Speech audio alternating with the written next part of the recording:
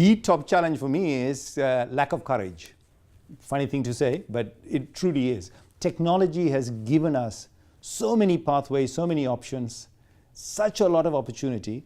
It is now, the challenge is to recognize it, embrace it, and courageously go forward. If you truly sit there and account for cost, don't lie to yourself, don't get confused with subsidies, but truly account for cost. What you will find is that a shocking range of options are available that are more cost competitive for us, for a significant part of the energy that we consume today. Not the whole amount of energy we consume today, but for a significant amount of energy that we consume today. For example, in a very large part of the world, there is no other way you can deliver electricity cheaper than you can by taking the photons that are coming from the sun, free, and converting it using a photovoltaic panel, whether it is on top of your roof or on a utility scale plant, and putting it into the system. You can't compete today because technology has allowed us, has brought us there. But yet, there is a lot of myth and misunderstanding around this. Oh, then what happens when the cloud goes by? What happens in the evenings? You know, there is a certain, regardless of which country you are in, there is a certain amount of energy that you only consume when the sun is shining. And in fact, you know what? You stop consuming that little amount of energy when the cloud goes by, because the air conditioners don't suck so much of power anymore from the system. So for sure, at least that, you should be switching fast. So that is the challenge. Look, for me, the single biggest sort of deterrent that's holding us back today on moving forward on this challenge is this. And it is not to do with population growth, and it is not to do with rapid rate of increase in energy consumption, all the rest of it, because the technology is there. For example, you have got a couple of billion people who have no access to electricity today. You know what? Technology has again given us a fantastic choice now. Why is it that they don't have electricity today? For a very simple reason. Because the cost of central generation and thousands of kilometers of long-distance transmission and distribution is so phenomenally prohibitive. And of course, these 2 billion are the poorer and the disadvantaged and the underprivileged of the world. So now what do we have? We have solar panel costs coming down dramatically, cheap. So I can plonk a panel on top of a grass hut. Voila, you start to solve the problem. So it is there. So, and now we have even started, okay, so battery technology hasn't developed fully yet. We don't have what I would call the 24-hour reliable battery yet, right? But what we do have is, thank you very much to e-mobility, focus on electric transportation. You are starting to have the smaller, reliable batteries, which is more than adequate to serve domestic consumption, particularly for a household that has never had electricity. So there's so many solutions that are available.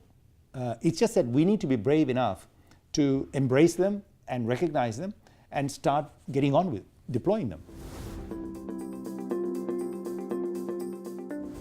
Look, I think the reality is that the utility companies of today will have to completely transform themselves because they don't have a place in the way they work today in the future world. Everything is changing, and that's going to change. A company that is entirely focused at providing bulk like ACWA Power, okay, we will inevitably continue to have to broaden the range of offerings that we make. I will still contend that I cannot see a time when we will not need central generation. There will be energy intensive consumers. There will be energy intensive urban conurbations. So we will end up having to have central generation. But what I think will change is that if I were to sort of hazard, sort of guess a number, today you have got 99% of energy being dispatched through central generation and a tiny amount, okay?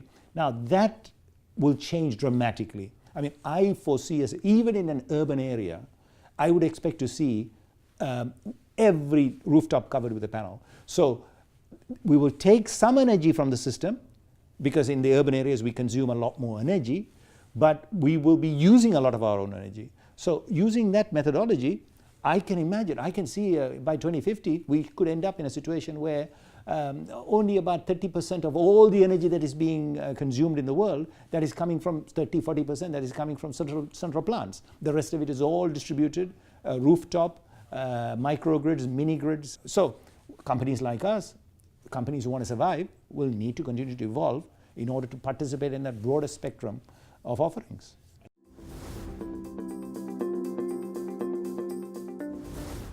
I'm a great believer that in all these things, state should be the policymaker. It sets the framework. It creates the level playing field. Because I'm the first to say private sector is very efficient at everything it does, including abusing the rules. So we need to make sure that the rules are set right, and the rules, there is somebody there monitoring and managing those and overseeing them.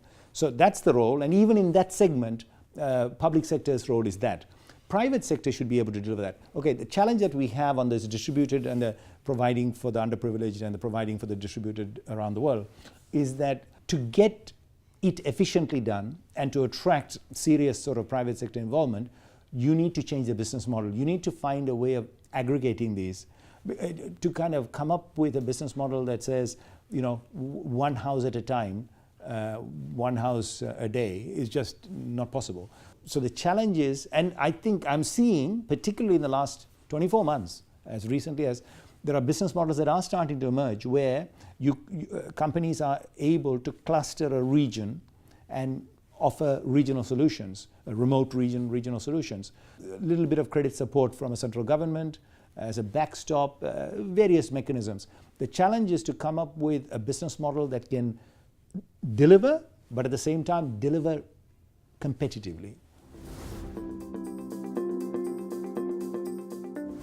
Water, wastewater, solid waste, they're all somewhat the same in terms of they are services that are best delivered by the private sector on a design, build, fund, operate basis or IPP, PPP, whatever basis.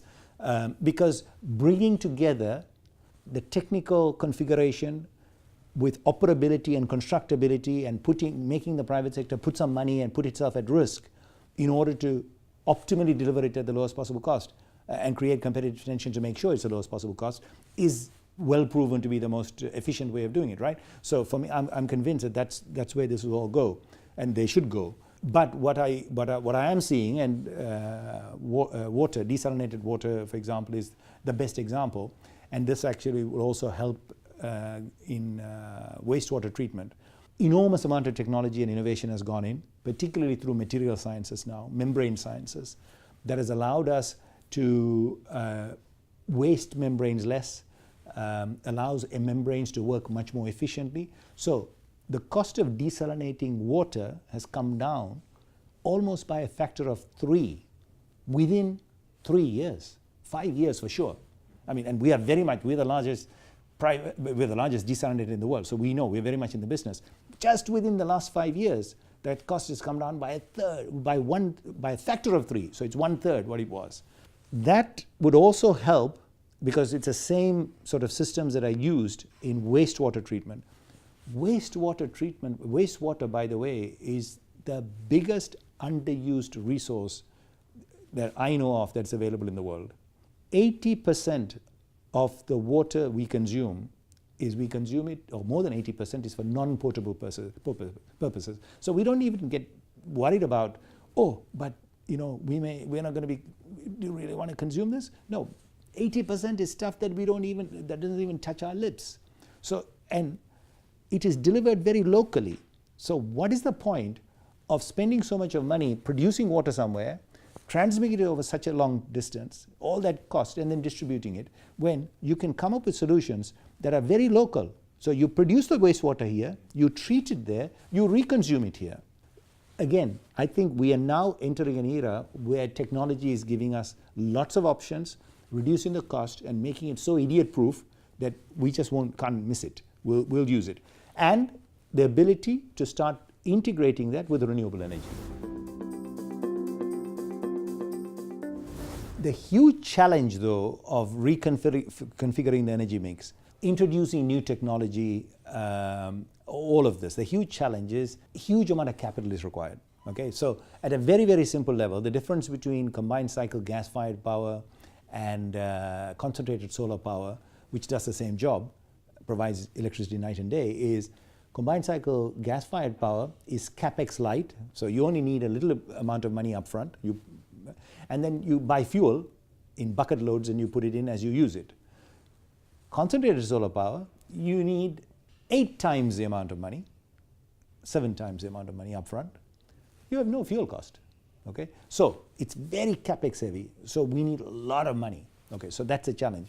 The bottom line is, we need to completely rethink some of the regulations, some of the draconian regulations that we have ended up introducing. So we need to go back and rethink some of these things from the banks, the regulations of the banks, for example, the ability to be able to do long-term debt, the ability for pension funds, who actually are, there is a vast amount, there is no shortage of money in the world, by the way.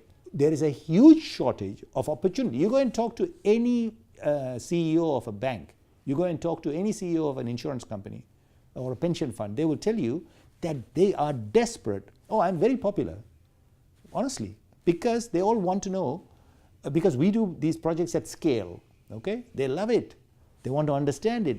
They want to know, because they see it as a, because for them, what is it about? They take premiums and then they need to pay returns over a very long period of time. So they're able, for them this is perfect, stable, long-term cash flows. But the challenge they have is that they have got regulations on top, industry regulation, country regulation sitting on top of them that says, oh, you cannot allocate more than so much in infrastructure. You cannot allocate. Amazing, they seem to be able to allocate so much for property. That has got no certainty whatsoever. Half the buildings are empty half the time. I don't understand how this works. But somehow, so these things need to be completely relooked at. Insurance company regulations, asset allocation regulations particularly, pension fund regulations need to be completely revamped. They are the ones who are telling me that some of it is sort of Stone Age stuff. Nobody has sort of read the books. And definitely the Basel regulations and so on that are all much more relevant, or much more recent, that were all introduced as a result of sort of, series of financial crises. It's a problem. So there is a crisis, we bring a jackhammer and, slam the door shut.